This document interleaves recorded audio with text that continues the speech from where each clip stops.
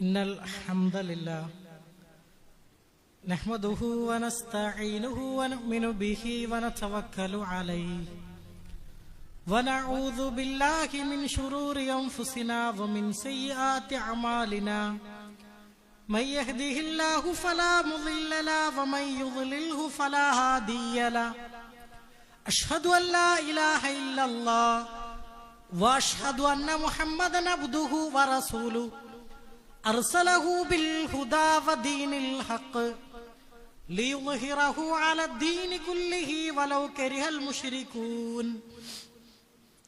Allahumma salli ala Muhammadin wa ala ali Muhammad kama sallaita ala Ibrahim wa ala ali Ibrahim innaka Hamidum Majid. Allahumma barik ala Muhammadin wa ala ali Muhammad kama barakta ala Ibrahim wa ala ali Ibrahim innaka Hamidum Majid. Amma ba'd fa inna khayral hadith kitabullah wa khayral hadi hadi Muhammadin Mustafa sallallahu alayhi wa sallam wa sharral umuri muhdathatuha wa kullu muhdathatin bid'ah wa kullu bid'atin dalalah wa kullu dalalatin finnar.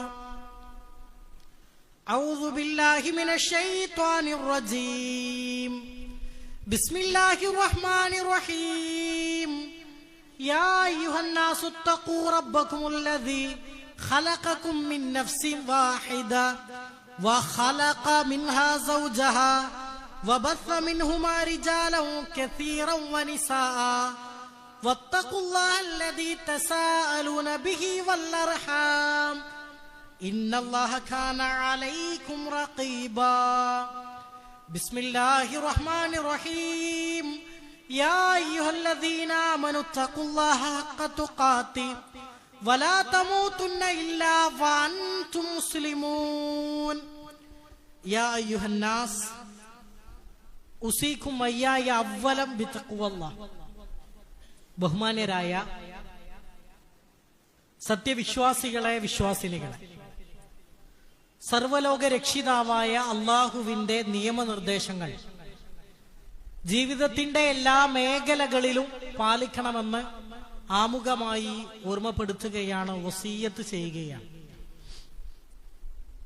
കച്ചവടങ്ങളിൽ, നമ്മുടെ ബിസിനസ്സുകളിൽ സൂക്ഷ്മത പാലിക്കേണ്ട ചില കാര്യങ്ങളെ പറ്റിയാണ് ഇൻഷാ അല്ലാഹ് ഇന്ന് നമ്മൾ ചർച്ച ചെയ്യുന്നത്.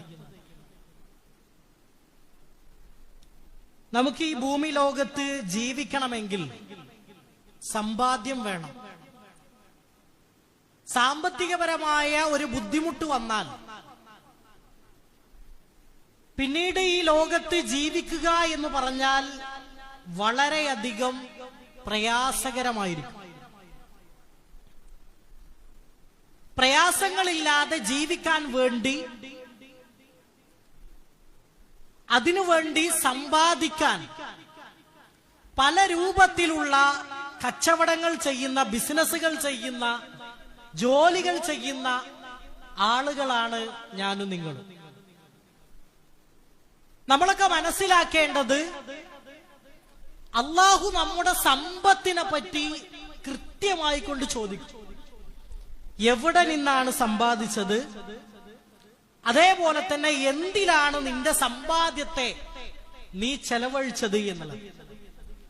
അതുകൊണ്ട് തന്നെ നമ്മുടെ ജീവിതത്തിൽ സാമ്പത്തികപരമായ വിശുദ്ധി എന്നുള്ളത് വളരെയധികം വളരെയധികം പരമപ്രധാനമാണ്.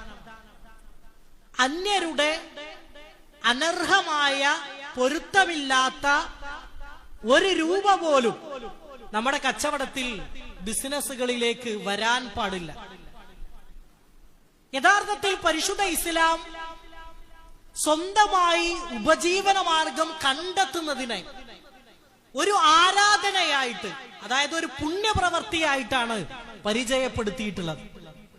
പരിശുദ്ധ ഖുർആനിൽ സാമ്പത്തികപരമായ മേഖലകളിൽ നമ്മൾ സൂക്ഷ്മതകളെ പറ്റി ഒരുപാട് സ്ഥലങ്ങളിലൂടെ പരാമർശിക്കുന്നുണ്ട്. അതിലൊന്ന് അല്ലാഹു തആല പറഞ്ഞത് വഅഹല്ലല്ലാഹുൽ ബൈഅ വഹറമ റിബ എന്നാണ്. ഒരു 6 സെന്റൻസിൽ അള്ളാഹു വളരെ കൃത്യമായിട്ട് അത് നമ്മെ പഠിപ്പിച്ചു. അഥവാ കച്ചവടത്തെ അള്ളാഹു ഹലാലാക്കുകയും അനുവദനീയമാക്കുകയും പലിശയെ നിഷിദ്ധമാക്കുകയും ചെയ്തു എന്നാണ്. കച്ചവടം എന്ന് പറഞ്ഞാൽ പരിശുദ്ധ ഇസ്ലാം അനുവദനീയമാക്കിയ ഏത് രൂപത്തിലുള്ള കച്ചവടവും ബിസിനസ്സും നമുക്ക് എന്ത് ചെയ്യാൻ പരിശുദ്ധ ഇസ്ലാം നമുക്ക് അനുവാദം നൽകിയിട്ടുണ്ട്. എന്നാൽ ഹറാമായ പലിശ പോലെയുള്ള ഇടപാടുകൾ നമ്മുടെ കച്ചവടങ്ങളിൽ വരാൻ പാടില്ല എന്നും വിശുദ്ധ ഖുർആനിലൂടെ അള്ളാഹു വളരെ കൃത്യമായി കൊണ്ട് നമ്മെ പഠിപ്പിച്ചു. സ്വഹാബത്ത്, പ്രവാചകന്മാരായ ആളുകളൊക്കെ അവരുടെ ഉപജീവന മാർഗം അഥവാ ജീവിത ശൈലി മുന്നോട്ടു പോകാൻ അവരുടെ ജീവിതം, പാർപ്പിടം, വാഹനം, ഭക്ഷണം, വസ്ത്രം എന്നിവക്കൊക്കെ വേണ്ടി പണങ്ങൾ, സമ്പാദ്യങ്ങൾ കച്ചവടങ്ങളിലൂടെ കണ്ടെത്തിയവരായിരുന്നു എന്ന് ചരിത്രങ്ങളിലൂടെ നമുക്ക് കാണുവാൻ സാധിക്കും. റസൂലുള്ളാഹി സ്വല്ലല്ലാഹു അലൈഹി വസല്ലം ഒരു ഹദീസിലൂടെ നമ്മെ പഠിപ്പിക്കുകയുണ്ടായി, ഇന്നല്ലാഹ ത്വയ്യിബുൻ ലാ യഖ്ബലു ഇല്ലാ ത്വയ്യിബൻ. അല്ലാഹു എന്ന് പറഞ്ഞാൽ അവൻ പരിശുദ്ധനാണ്. പരിശുദ്ധമായതല്ലാതെ അഥവാ ഹലാലല്ലാത്തത് അവൻ സ്വീകരിക്കുകയില്ല എന്ന്. അതാണ് നമ്മുടെ കച്ചവടങ്ങളുടെ, ബിസിനസ്സുകളുടെയൊക്കെ അടിസ്ഥാനം. അള്ളാഹു പരിശുദ്ധനാണ്. ത്വയ്യിബായത് മാത്രമേ നമ്മൾ അതിലൂടെ നമ്മുടെ ജീവിതത്തിലേക്ക് സ്വീകരിക്കാൻ പാടുള്ളൂ. അത് റസൂലുള്ളാഹി സ്വല്ലല്ലാഹു അലൈഹി വസല്ലം വളരെ കൃത്യമായിട്ട് നമ്മെ പഠിപ്പിക്കണം. ഹറാമായ മാർഗത്തിലൂടെ ഒരാൾ സമ്പാദിച്ചു, അതിലൂടെ അയാൾ വസ്ത്രം വാങ്ങുന്നു, പാർപ്പിടം സ്വന്തമാക്കുന്നു, വാഹനങ്ങൾ സ്വന്തമാക്കുന്നു, അയാളുടെ മക്കളുടെ പഠന ഉപജീവന മാർഗം ഒക്കെ ഹറാമായ മാർഗത്തിലൂടെയാണ് എങ്കിൽ അയാളുടെ പ്രാർത്ഥനകൾക്ക്, ആരാധനകൾക്ക് യാതൊരു അർത്ഥവുമില്ല എന്ന്. അവരുടെ പ്രാർത്ഥനകളെ, സൽക്കർമ്മങ്ങളെ അല്ലാഹു തആല സ്വീകരിക്കുകയില്ല. മാത്രമല്ല റസൂലുള്ളാഹി സ്വല്ലല്ലാഹു അലൈഹി വസല്ലം പറഞ്ഞു, ഏത് കച്ചവടമാകട്ടെ, ഏത് ബിസിനസ് ആകട്ടെ, അതിലെല്ലാം സത്യസന്ധത എന്നുള്ളത് ഒരു മുസ്ലിമിന്റെ, വിശ്വാസിയുടെ അവിഭാജ്യമായ ഘടകമാണ്. എല്ലാ മേഖലയിലും സത്യസന്ധത ഉണ്ടാകണം. പ്രവാചകൻ സ്വല്ലല്ലാഹു അലൈഹി വസല്ലം പറയുണ്ടായി, അത്താജിർ, ഒരു കച്ചവടക്കാരൻ, ഒരു ബിസിനസ്സുകാരൻ, അസ്സദൂഖുൽ അമീനു മഅ നബിയ്യിന വസ്ദിഖീന വശുഹദാ, ഒരു സത്യസന്ധനായ കച്ചവടക്കാരൻ എന്ന് പറഞ്ഞാൽ അവന്റെ പദവി എന്ന് പറഞ്ഞാൽ അവൻ പ്രവാചകന്മാരുടെ കൂട്ടത്തിലാണ്. അതേപോലെ തന്നെ സിദ്ദീഖീങ്ങളുടെ, ശുഹദാക്കളുടെ, രക്തസാക്ഷികളുടെ ആ ഒരു കാറ്റഗറിയിലാണ് ആര് വരിക? സത്യസന്ധനായ കച്ചവടങ്ങളിൽ, ബിസിനസ്സുകളിൽ, എല്ലാ മേഖലയിലും ഹലാലായ രീതികൾ, ഇസ്ലാമികപരമായ രീതികൾ ഉപയോഗിക്കുന്ന ആള് ആരുടെ? പ്രവാചകന്മാരുടെ ആ ഒരു കാറ്റഗറിയിലാണ് വരിക എന്ന് റസൂലുള്ളാഹി സ്വല്ലല്ലാഹു അലൈഹി വസല്ലം വളരെ കൃത്യമായിട്ട് നമ്മെ പഠിപ്പിക്കുകയുണ്ടായി. നമ്മളൊക്കെ നമ്മുടെ നാട്ടുമ്പുറങ്ങളിൽ പറയും നേരും നെറിയും വേണമെന്നുള്ളത്. അതായത് നമ്മുടെ കച്ചവടങ്ങളിൽ, ബിസിനസ്സുകളിൽ, സത്യസന്ധമായ ഇടപാടുകളിൽ ഒക്കെ ഒരു നേരും നെറിയും ഉണ്ടാകണം. അതിൽ ഇസ്ലാമികപരമായ ഒരു വിശ്വസ്തത വാങ്ങുന്നവനും കൊടുക്കുന്നവനും ഒക്കെ ഉണ്ടാകണം എന്ന് റസൂലുള്ളാഹി സ്വല്ലല്ലാഹു അലൈഹി വസല്ലം വളരെ കൃത്യമായി കൊണ്ട് നമ്മെ പഠിപ്പിക്കുകയുണ്ട്.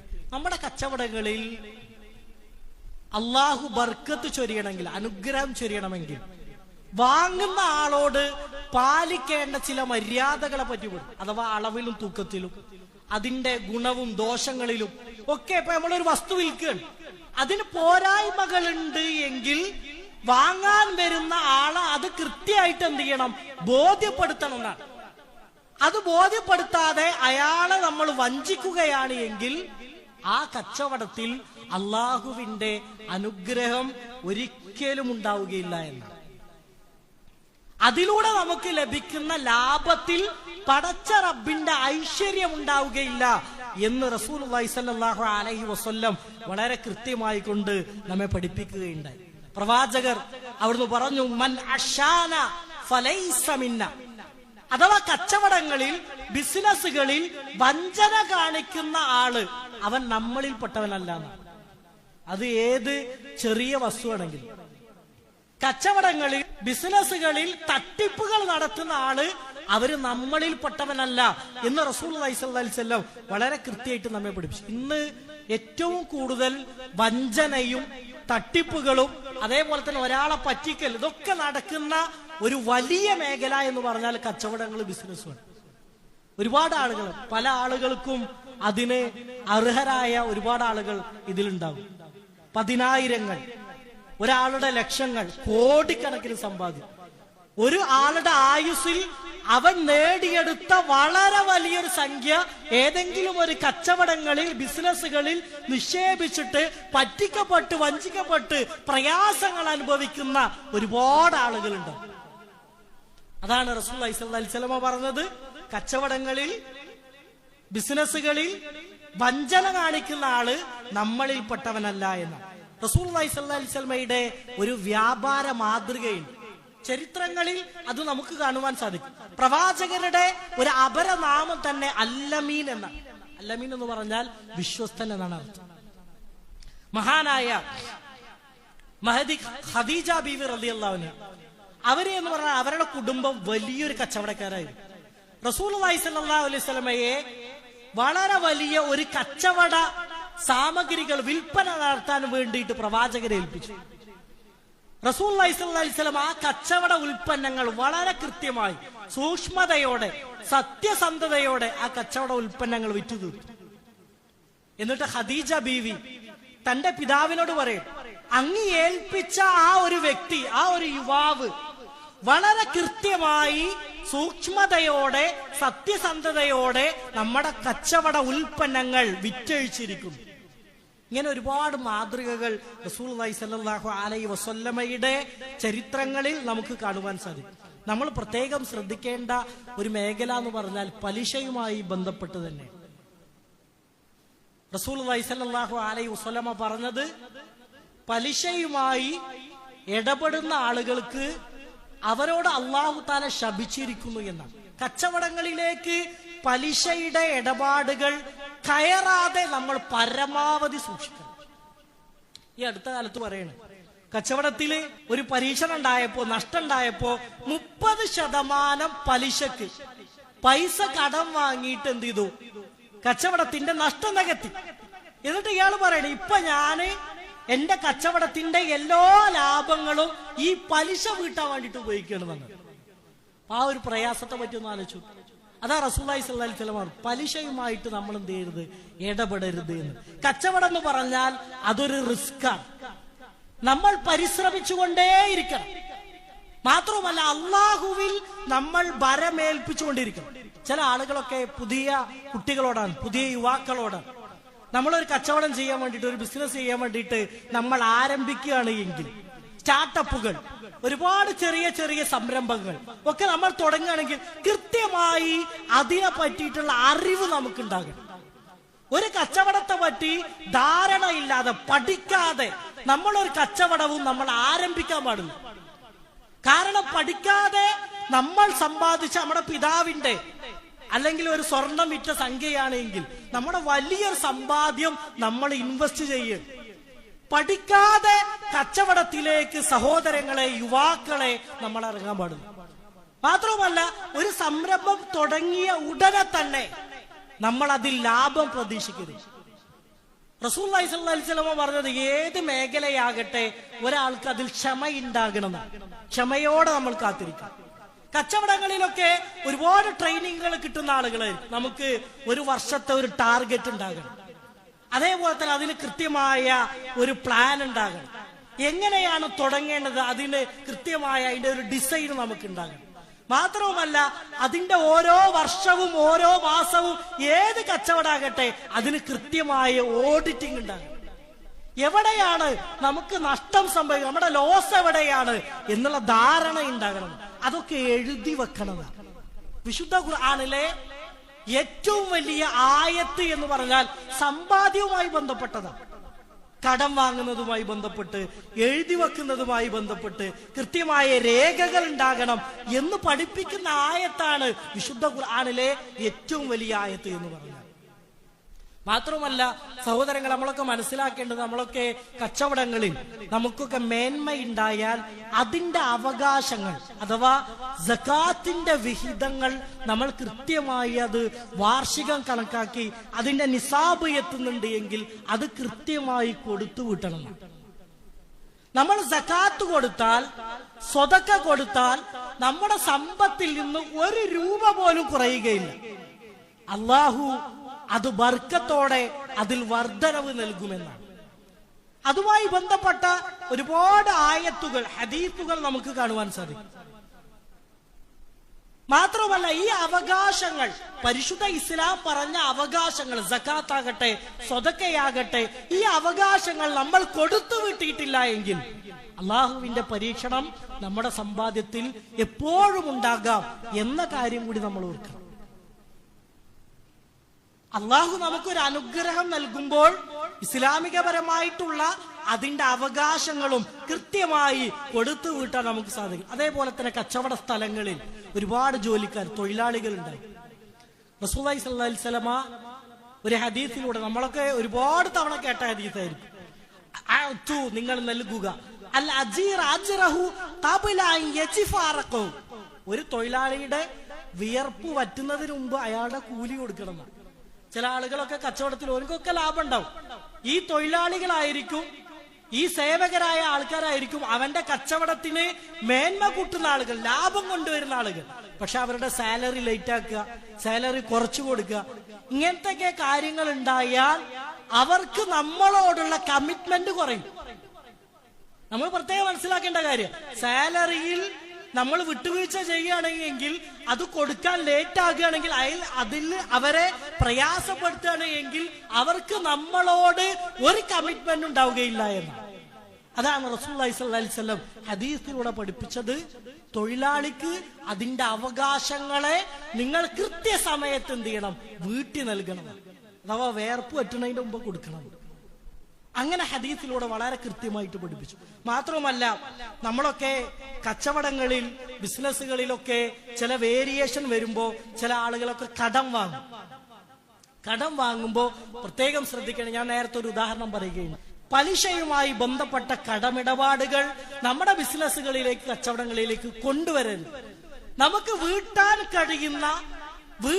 കഴിയുന്ന സംഖ്യകൾ മാത്രമേ, നമുക്കൊക്കെ ഒരു പരിധി ഉണ്ടാവും, ആ പരിധിക്ക് അനുസരിച്ചിട്ടുള്ള കടം മാത്രമേ നമ്മൾ വാങ്ങാവൂ.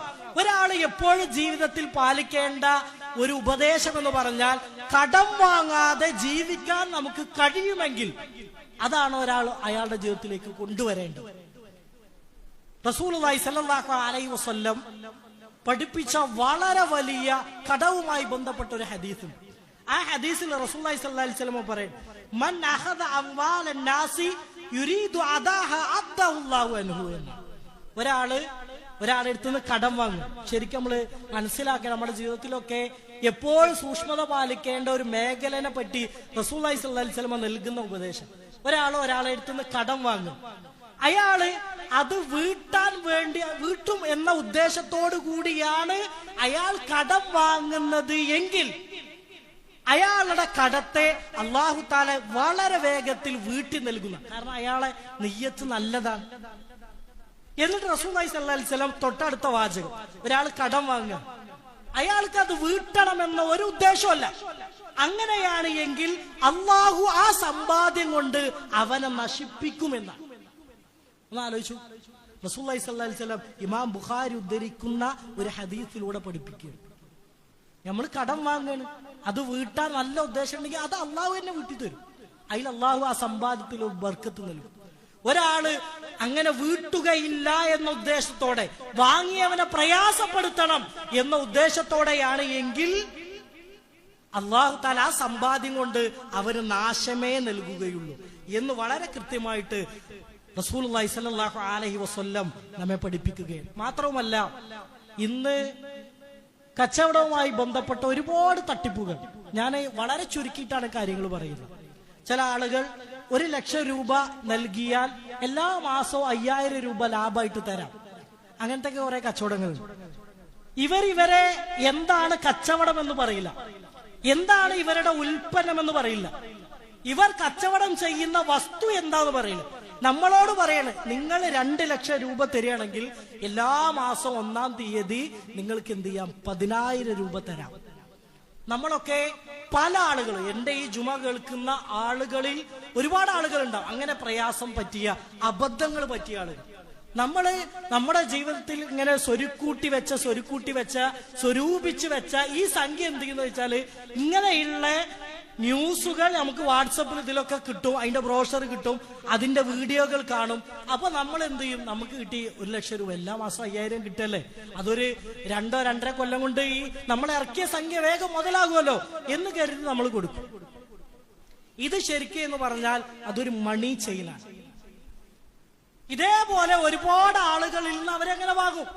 എന്നിട്ട് നമുക്കൊരു നിശ്ചിത മാസങ്ങളിൽ കൃത്യമായിട്ട് 5,000 രൂപ വെച്ചോ 10,000 രൂപ എത്രയാണോ അവർ ലാഭം പറഞ്ഞത് അതങ്ങനെ തരുന്നുണ്ടാവും. നമ്മൾ മനസ്സിലാക്കേണ്ട, ഇസ്ലാമിലെ കച്ചവടം എന്ന് പറഞ്ഞാൽ നേരത്തെ പറഞ്ഞതുപോലെ അതിൽ ലാഭം ഉണ്ടാവും. ചിലപ്പോ ചില മാസം ഭയങ്കര ലാഭമായിരിക്കും, ചില മാസം നഷ്ടമായിരിക്കും. പണിക്കാർക്ക് വരെ, തൊഴിലാളിക്ക് വരെ നമ്മൾ നഷ്ടം പറ്റി കടം വാങ്ങിയിട്ടായിരിക്കും നമ്മൾ എന്ത് ചെയ്യുക, സാലറി കൊടുക്കുക. കച്ചവടം എന്ന് പറഞ്ഞാൽ അതിൽ ഏറ്റക്കുറച്ചിലുകളുണ്ട്, അതിനൊരു ഉൽപ്പന്നം ഉണ്ടാകണം. എന്താണ് നമ്മൾ കച്ചവടം ചെയ്യുന്നത് എന്ന് ആളുകളെ ബോധ്യപ്പെടുത്തണം. അതിന് അളവുണ്ടാവും, അതിനൊരു തൂക്കം ഉണ്ടാവും, അതിനൊരു രൂപം ഉണ്ടാവും, അതിന് കെട്ടിടങ്ങൾ ഉണ്ടാകും. ഇതൊക്കെയാണ് കച്ചവടം എന്ന് പറയുന്നത്. ഇസ്ലാം പരിചയപ്പെടുത്തുന്ന കച്ചവടത്തിന്റെ രീതി അങ്ങനെയാണ്. ഒരു ഉൽപ്പന്നം കാണാതെ, എന്താണ് കച്ചവടമെന്ന് അന്വേഷിക്കാതെ 1 ലക്ഷം രൂപ തന്നാൽ മാസം ലാഭം തരാം എന്ന് പറയുന്ന തട്ടിപ്പുകൾ നമ്മൾ എന്ത് ഇൻവെസ്റ്റ് ചെയ്യുകയാണെങ്കിൽ, ഏത് കച്ചവടത്തിലാകട്ടെ, ഏത് ബിസിനസ്സിലാകട്ടെ, നമ്മൾ അതിനെപ്പറ്റി കൃത്യമായി പഠിക്കാതെ, സഹോദരങ്ങളെ, സഹോദരിമാരെ, നമ്മുടെ 1 രൂപ പോലും ഒരാൾക്കും നമ്മൾ നൽകേണ്ടതില്ല. അങ്ങനെ ലഭിക്കുന്ന സംഖ്യയിൽ ഒരു ബർക്കത്തും നമുക്ക് കിട്ടുകയില്ല എന്ന്. നമ്മളൊക്കെ ഈ ലോകത്ത് ഒരു നിശ്ചിത കാലം ജീവിക്കുന്ന ആളുകളാണ്. അതിൽ നമുക്ക് സുഗമമായി ജീവിക്കാൻ, പട്ടിണിയില്ലാതെ ജീവിക്കാൻ, അതിന് വസ്ത്രം, അതേപോലെ തന്നെ നമ്മുടെ പാർപ്പിടം, നമ്മുടെ കുട്ടികളുടെ പഠനം, ഇതിനു വേണ്ടി മാത്രമാണ് ഈ സംഖ്യ എന്ന്. പ്രയാസങ്ങളില്ലാതെ ജീവിക്കാൻ, അതിൽ നമുക്ക് സാമ്പത്തിക വിശുദ്ധി ഉണ്ടാകണം. 1 രൂപയാണ് എങ്കിലും അനർഹമായ രൂപത്തിൽ നമ്മുടെ സമ്പാദ്യത്തിലേക്ക് കലരാൻ പാടില്ല. അതോടൊപ്പം നമ്മുടെ മക്കളെ, മുതിർന്ന കുട്ടികൾ, ആണാവട്ടെ പെണ്ണാവട്ടെ, അവർക്ക് ജീവിക്കാനുള്ള ഒരു ഉപജീവന മാർഗം നമ്മൾ കണ്ടെത്തി കൊടുക്കും. ഇപ്പൊ നമ്മൾ കച്ചവടക്കാരാണ് എങ്കിൽ നമുക്ക് അതിന്റെ ഒരുപാട് മേഖലകൾ അറിയും. നമ്മുടെ കുട്ടികളെയും അവർക്ക് സ്വന്തമായി ഹലാലായ മാർഗത്തിൽ ഉപജീവന മാർഗം കണ്ടെത്താനുള്ള വഴികൾ അവർക്ക് പറഞ്ഞു കൊടുക്കുക എന്നുള്ളത് നമ്മുടെ ബാധ്യതയിൽപ്പെട്ടു. അങ്ങനെ നമ്മുടെ എല്ലാ മേഖലയിലും സുതാര്യതയോടെ, സാമ്പത്തിക വിശുദ്ധിയോടെ, സത്യസന്ധതയോടെ മുന്നോട്ട് കൊണ്ടുപോകാൻ നമുക്ക് സാധിക്കും. എങ്കിൽ മാത്രമേ നമ്മൾ നമസ്കരിച്ചിട്ടും പ്രാർത്ഥിച്ചിട്ടും കാര്യമുള്ളൂ എന്ന് പ്രത്യേകം നമ്മൾ ഓർക്കുക. അള്ളാഹു നമ്മെ ഏവരെയും അനുഗ്രഹിക്കുമാറാകട്ടെ.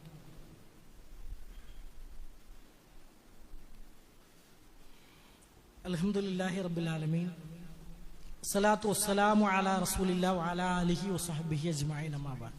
ഒരിക്കൽ കൂടി അള്ളാഹുവിന്റെ നിയമനിർദ്ദേശങ്ങൾ ജീവിതത്തിന്റെ എല്ലാ മേഖലകളിലും പാലിക്കണമെന്ന് ഓർമ്മപ്പെടുത്തുകയാണ്, വസിയ്യത്ത് ചെയ്യുകയാണ്. നമ്മുടെ കച്ചവടങ്ങളിലും ബിസിനസ്സുകളിലൊക്കെ പാലിക്കേണ്ട, സൂക്ഷ്മത പാലിക്കേണ്ട ചില മേഖലകളെ പറ്റിയാണ് നമ്മൾ ചർച്ച ചെയ്തു വന്നത്. നമ്മളൊക്കെ ധാരാളം പ്രാർത്ഥിക്കുന്ന ഒരു പ്രാർത്ഥനയാണ് ലാ ഹൗല വലാ ഖുവത ഇല്ലാ ബില്ലാ എന്ന്. ആ പ്രാർത്ഥനയുടെ അർത്ഥം എന്ന് പറഞ്ഞാൽ അല്ലാഹു അല്ലാതെ, അല്ലാഹുവിന്റെ സഹായമില്ലാതെ ഒരു മാറ്റത്തിനും ഒരു ശക്തിക്കും സാധ്യമല്ല എന്നാണ്. അല്ലാഹുവിന്റെ സഹായം അല്ലാതെ ഈ ലോകത്ത് ഒരാൾക്ക് ഒന്നിനും ചെയ്യാൻ സാധിക്കുകയില്ല എന്നാണ് ആ പ്രാർത്ഥനയുടെ അർത്ഥം. ഈ ഒരു ദിക്റിന് ഒരുപാട് ശ്രേഷ്ഠതകൾ ഹദീസുകളിലൂടെ നമുക്ക് കാണുവാൻ സാധിക്കും. ലാ ഹൗല വലാ ഖുവത ഇല്ലാ ബില്ലാ എന്ന ദിക്ർ ഒരിക്കൽ റസൂലുള്ളാഹി സ്വല്ലല്ലാഹി അലൈഹി വസല്ലം പറയുകയുണ്ടായി, സ്വർഗത്തില് ഒരുപാട് നിധികളുണ്ട്.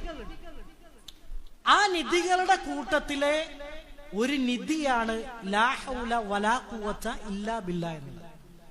അത് ഒരാൾ ധാരാളമായി ചൊല്ലുന്നതിലൂടെ ആ സ്വർഗവും സ്വർഗത്തിലെ നിധിയും അയാൾക്ക് കരസ്ഥമാക്കാൻ സാധിക്കും. വേറൊരു ഹദീസിൽ റസൂലുള്ളാഹി സ്വല്ലല്ലാഹി അലൈഹി വസല്ലം പറഞ്ഞു, അർശിന്റെ ചുവട്ടിൽ, അർശിന്റെ താഴെ, അള്ളാഹുവിന്റെ സിംഹാസനത്തിന്റെ താഴെ ഒരുപാട് നിധികൾ. അതിലൊരു നിധിയാണ് ലാ ഹൗല വലാ ഖുവത ഇല്ലാ ബില്ലാ എന്നുള്ളത്. ഈ ദിക്ർ അള്ളാഹുവിനെ ഏറ്റവും ഇഷ്ടപ്പെട്ട ദിക്റുകളിൽപ്പെട്ട ഒന്നാണ്. സുബ്ഹാനല്ലാഹി വബിഹംദി സുബ്ഹാനല്ലാഹിൽ അസീം അള്ളാഹുവിന് ഏറ്റവും ഇഷ്ടപ്പെട്ട 2 വാചകങ്ങളാണ്. അതേപോലെ തന്നെ അള്ളാഹുവിന് ഏറ്റവും ഇഷ്ടപ്പെട്ട ഒരു ദിക്റാണ് എന്ത്? ലാ ഹൗല വലാ ഖുവത ഇല്ലാ ബില്ലാ എന്നത്. ഈ ദിക്ർ നമ്മുടെ ജീവിതത്തിൽ ധാരാളമായി നമ്മൾ ചൊല്ലാൻ വേണ്ടി എന്ത് ചെയ്യണം? പരിശ്രമം. ഒരുപാട് പുണ്യങ്ങളുള്ള, ഒരുപാട് പ്രത്യേകതകളുള്ള ഒരു ദിക്റാണ്. മാത്രമല്ല ഈ ദിക്ർ ചൊല്ലേണ്ട 2 സന്ദർഭങ്ങളുണ്ട്. 5 നേരം പള്ളിയിൽ നിന്ന് ബാങ്ക് വിളിക്കുമ്പോൾ അതിലെ ഹയ്യാല സ്വല, അതേപോലെ തന്നെ ഹയ്യാലൽ ഫല, ഇത് മുഅദ്ദിൻ കൊടുക്കുമ്പോൾ അതിന് മറുപടിയായി ഉത്തരമായിട്ട് നമ്മൾ നൽകുന്ന ഉത്തരം എന്ന് പറഞ്ഞാൽ അതൊരു ദിക്റിലൂടെയാണ്. അത് ലാ ഹൗല വലാ ഖുവത ഇല്ലാ ബില്ലാ എന്ന്. മാത്രമല്ല ഒരു സ്വഹാബി റസൂലുള്ളാഹി സ്വല്ലല്ലാഹു അലൈഹി വസല്ലമയോട് വന്ന് ചോദിച്ചു, പ്രവാചകരെ, എനിക്ക് എന്റെ ജീവിതത്തിൽ ധാരാളം പുണ്യം കിട്ടുന്ന കുറച്ച് ദിക്റുകളെ പറ്റി പറഞ്ഞുതരണം.